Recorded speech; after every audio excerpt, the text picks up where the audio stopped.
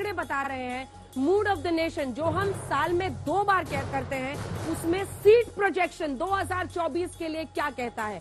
तो सबसे पहले जो अभी अभी जनवरी 2023 के आंकड़े थे वो हम आपको दिखा रहे हैं। बीजेपी 298, कांग्रेस 153, कांग्रेस प्लस है याद रखिएगा, यानी एनडीए यूपीए आप इसे समझ सकते हैं। वहीं पर अन्य को आप देख रहे हैं 92 सीटें आती हुई दिखाई दे रही हैं। ये जनवरी 2023, यानी अगर आज हो लोकसभा चुनाव तो फिर किसको आएगी कितनी सीटें, ये है हमारा प्रोजेक्शन।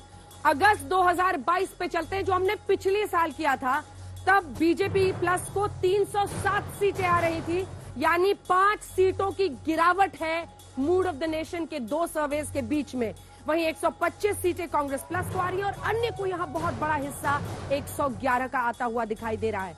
अब आपको लिए चलते हैं और 6 महीने पीछे, यानी जनवरी 2022 में, तब जब हमने ये सर्वे किया था तो 296 सीटें बीजेपी को आ रही थी, 127 सीटें कांग्रेस पार्टी को और 120 अन्य को। अब हम आपको जल्दी से वोट शेयर भी दिखा देते हैं, क्योंकि वोट शेयर के नजरिए से भी आप देखेंगे अक्सर चर्चा होती है सीटें तो इतनी, लेकिन वोट शेयर कितना। तो देखिए जब जनवरी 2023 में हमने किया 43% वोट बीजेपी प्लस को जाते हुए, कांग्रेस को 29, अन्य को 28। जब हमने 6 महीने पहले मूड ऑफ द नेशन किया था तो बीजेपी प्लस को 41% वोट जा रहा था, लेकिन देखिए 41% वोट्स पाते हुए वो सबसे ज्यादा 307 सीटें पा रहे थे। तब वोट प्रतिशत में जो आप इजाफा देख रहे हैं, आप 28 देखिए कांग्रेस का है और 31 है अन्य का। 31 का यही बताता है कि कैसे 111 सीटें आ रही थी। अब जनवरी 2022, 6 महीने और पीछे चलिए, 41, 27, 32 ये है वोट परसेंटेज। अब हम आपको ग्राफ के जरिए दिखाते हैं कि किसकी लोकप्रियता में उछाल और किसकी लोकप्रियता में गिरावट है। तो सबसे पहले अगर आज हो लोकसभा चुनाव तो एनडीए को कितनी सीटें मिल रही हैं, ये तीनों देखिए, ये ग्राफ उनका ऊपर बढ़ता है और फिर 298 पर आता है।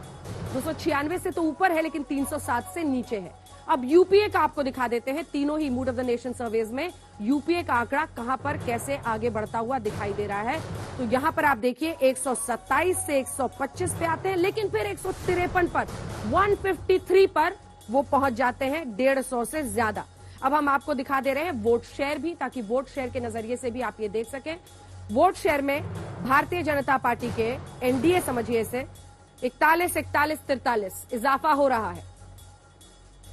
वहीं जब आप वोट शेयर यूपीए का देखते हैं तो 27, 28, 29 1% की बढ़त यहां पर यूपीए के भी वोट शेयर में होती हुई दिखाई दे रही है। पहला सवाल हम आपसे करें सुधांशु त्रिवेदी जी, और वो सवाल ये है कि आप बढ़ रहे हैं घट रहे हैं वो अपनी जगह है, लेकिन विपक्ष भी 1% बढ़ता हुआ यूपीए प्लस दिख रहा है। ये क्या कह रहा है? क्या महंगाई, बेरोजगारी जैसे मुद्दे अब जनता समझ रही है और आपके लिए बड़ी चुनौती होगी 24 में? देखिए, अगर आपका in terms of percentage of vote देखें तो स्टैंडर्ड मार्जिन ऑफ एरर 3% की मानी जाती है, तो लगभग वही परसेंटेज है। अगर इन टर्म्स ऑफ सीट देखें तो ±500-300 के आसपास हम हैं। इनका जो 1% आगे बढ़ता हुआ दिखाई पड़ रहा है, यदि हम ये माने कि एनडीए भी बढ़ रहा है, यूपीए भी बढ़ रहा है, इसका अर्थ ये हो गया कि जो तथाकथित थर्ड फ्रंट है या जो अन्य क्षेत्रीय दल है, जिनके दिलों में ज्यादा मंसूबे पैदा हो गए थे पिछले कुछ महीनों में, और जिनके मंसूबों पे पानी फेरने के लिए राहुल गांधी जी ने यात्रा भी की थी, तो मुझे लगता है कि उन लोगों की स्थिति क्रमशः मतलब अब आपको ममता से ज्यादा राहुल पसंद आने लगे? नहीं, हाँ? मैंने तो ये कहा कि हमारे लिए नहीं की थी ना, वो तो उनके लिए की थी। हाँ। ममता जी को दिखाना था, नीतीश जी को दिखाना था, शरद पवार जी को, ये दिल्ली वाले नए नवेले अजब अलवेले केजरीवाल जी को दिखाना था कि भाई तुम लोग जितनी भी अपनी दिखा लो हैसियत, मगर कन्याकुमारी से कश्मीर तक हम हैं। तो मुझे लगता है कि ये राष्ट्रीय दलों के बीच में जनता का मत जो है विभाजित होता हुआ नजर आ रहा है, जिसमें भारतीय जनता पार्टी, अब अगर इसमें आप कांग्रेस और भाजपा भी दिखा दें एनडीए और यूपीए में, तो मुझे लगता है वो अंतर बहुत स्पष्ट और इतना बड़ा अंतर दिख जाएगा कि बिल्कुल क्लियर हो जाएगी पिक्चर। क्योंकि मेरे विचार से इस 298 में कम से कम 280 के आसपास भारतीय जनता पार्टी होनी चाहिए और 153 में 60-65 के आसपास कांग्रेस होनी चाहिए। मतलब आधी तो नहीं होनी चाहिए, ये तो मेरा विचार है, बाकी आप लोग ज्यादा बेहतर। सापरा साहब वो कह रहे हैं कि भारत जोड़ो यात्रा से बीजेपी को नहीं, आप थर्ड फ्रंट को नुकसान कर रहे हैं, वही जिनमें से कई ऐसे चेहरे हैं जो राहुल गांधी के नेतृत्व को स्वीकार करने के लिए तैयार नहीं है 24 के लिए। आगे आगे देखिए होता है क्या, बदलते जाएंगे धीरे धीरे समय आने पर। देखिए, राहुल गांधी जी ने जो पदयात्रा निकाली है उसके पीछे उद्देश्य थे, जनता के मुद्दे थे। बेरोजगारी, महंगाई। अब महंगाई खुद इनके जो पूर्व मुख्यमंत्री रहे हैं हिमाचल के, उन्होंने खुद कहा है कि हम अगर हिमाचल में हारे तो दो मेन मुद्दे थे, बेरोजगारी और महंगाई। उन्हीं मुद्दों को लेकर के श्री राहुल गांधी चले। आर्थिक विषमता जो इस देश में नजर आ रही है वो मुद्दा, और नफरत, किस तरह से ध्रुवीकरण इस देश में चल रहा है, किस तरह से पोलराइजेशन की पॉलिटिक्स चल रही है, उसको लेकर के चले।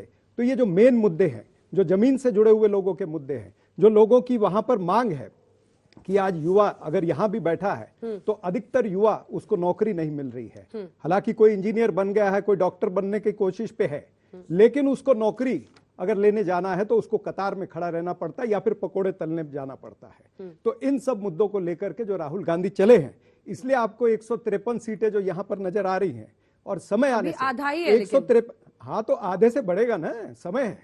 इस बार राहुल गांधी जी प्राइम मिनिस्टर बनेंगे। 2023 है, फिर 24 है। नहीं, मैं पूछ रही हूँ, उसका जवाब दीजिए। राहुल गांधी को आप पीएम बनते देख रहे हैं? बिल्कुल पीएम बनते देख रहे हैं हम, क्यों नहीं देखना चाहिए। अगर हमारी सीटें ज्यादा आएंगी तो निश्चित रूप से जिसकी सीटें ज्यादा होगी वो प्रधानमंत्री का उम्मीदवार होगा।